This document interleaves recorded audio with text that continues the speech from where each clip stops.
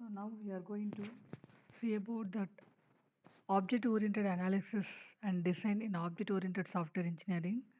First, object-oriented analysis, which is covered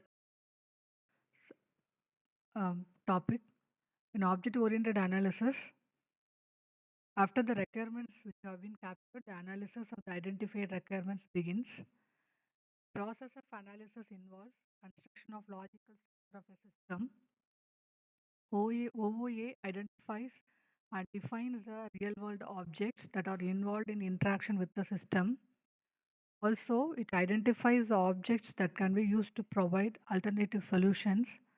The real-world objects are defined in terms of classes, attributes, and operations. Types of classes are identified, and relationships among the identified classes are discovered. Finally, the operations and attributes in the classes are defined.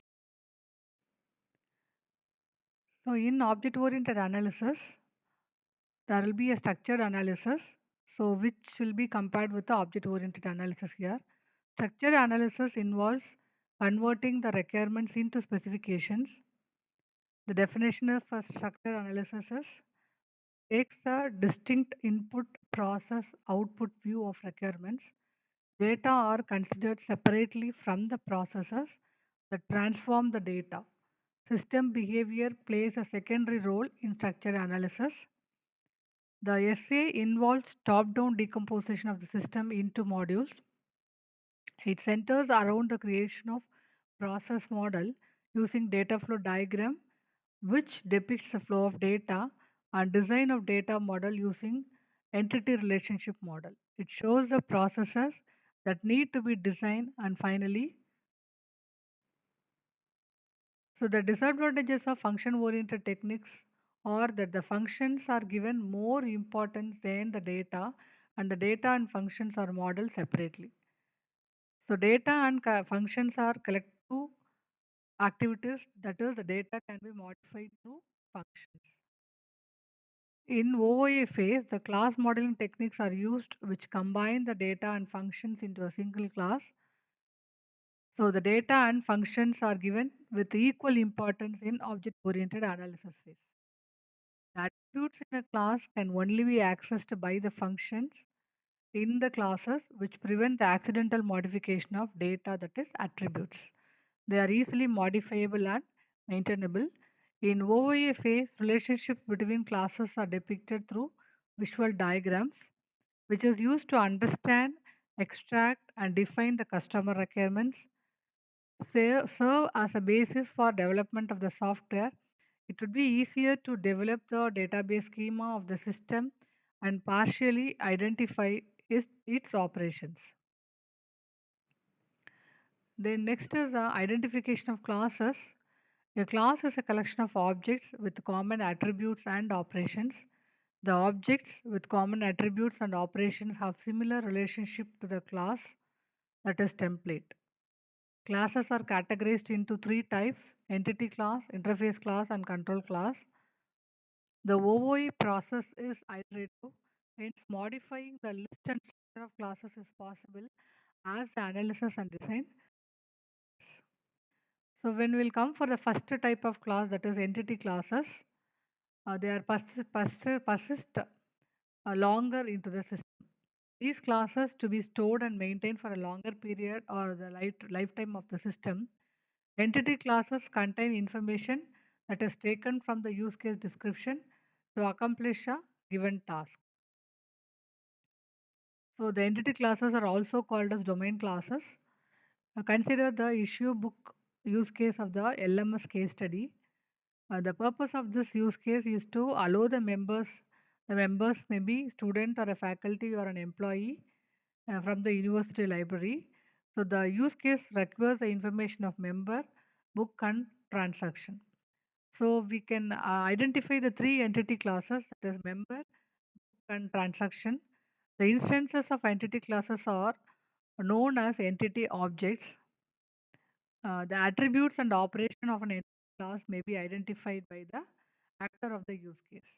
The notation of an entity class, which is shown in the figure 5.1. The next one is an interface class. They provide the interface between the actor, that is a human being or external system, and the system. They are also known as boundary classes. These classes are used to model windows, buttons, communication protocols, etc.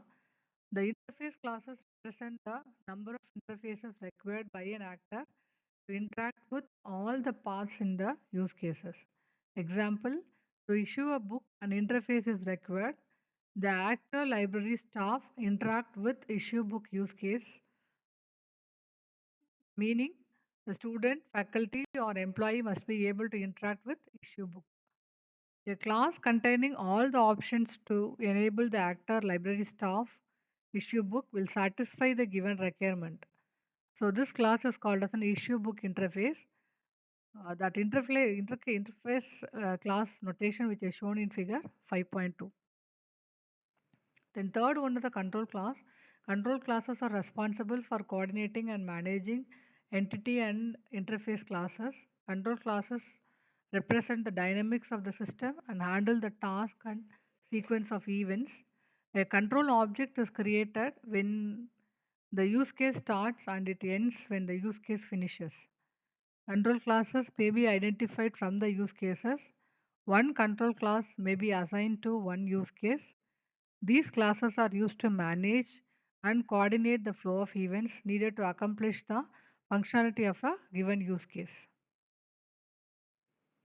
For example, the data entry operator adds a student. The information must be available with student class rather than the student manager class. Now, we will identify control classes for issue book use case in the LMS. A control class called issue book controller can be added to handle the flow of events for issue book use case.